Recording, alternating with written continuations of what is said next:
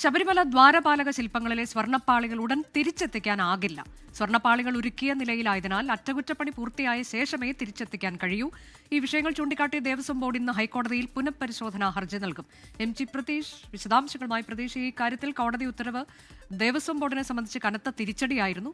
അത് വളരെ വേഗം തന്നെ തിരിച്ചെത്തിക്കണം എന്നുള്ളതായിരുന്നു ഉത്തരവ്. പക്ഷേ അത് അസാധ്യമാണ്, അപ്രായോഗികമാണ് എന്നുള്ളതാണോ ഇപ്പോൾ?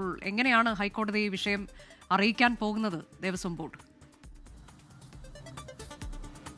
അനുജ, തീർച്ചയായും ശബരിമലയിലെ സ്വർണ്ണപ്പാളി അനുമതിയില്ലാതെ ചെന്നൈയിലേക്ക് കൊണ്ടുപോയതാണ് ഹൈക്കോടതിയിൽ നിന്ന് വലിയ തിരിച്ചടി ദേവസ്വം ബോർഡിന് നേരിടേണ്ടി വന്നത്. പക്ഷേ ഇതിൽ ദേവസ്വം ബോർഡിന് കുറച്ചുകൂടി നിലപാടുകൾ വ്യക്തമാക്കാനുണ്ട് എന്നതാണ് അറിയിക്കുന്ന കാര്യം. ഇന്ന് രാവിലെ ഇതുമായി ബന്ധപ്പെട്ടുള്ള പുനഃപരിശോധനാ ഹർജി ദേവസ്വം ബോർഡ് ഹൈക്കോടതിയിൽ നൽകും.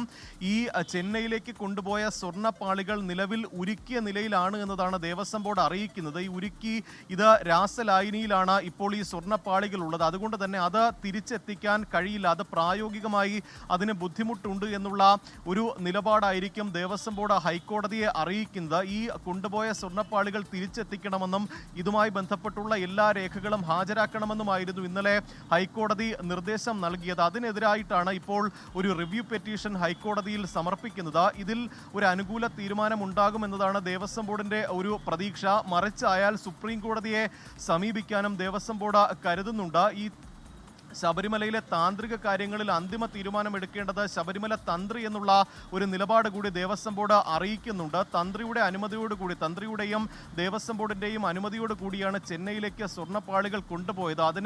അതുമായി ബന്ധപ്പെട്ട് കൊണ്ടുപോകുന്നതിന് മതിയായ സുരക്ഷ ഏർപ്പെടുത്തിയിരുന്നു. തിരുവാഭരണം കമ്മീഷണർ, ഒപ്പം പോലീസ്, വിജിലൻസ് ഉദ്യോഗസ്ഥരടക്കം ഇതിനെ അനുഗമിക്കുകയും ചെയ്തിരുന്നു. അതുകൊണ്ട് തന്നെ ഇതിൽ വീഴ്ച സംഭവിച്ചിട്ടില്ല എന്നൊരു നിലപാടായിരിക്കും ദേവസ്വം ബോർഡ് ഹൈക്കോടതി അറിയിക്കുക.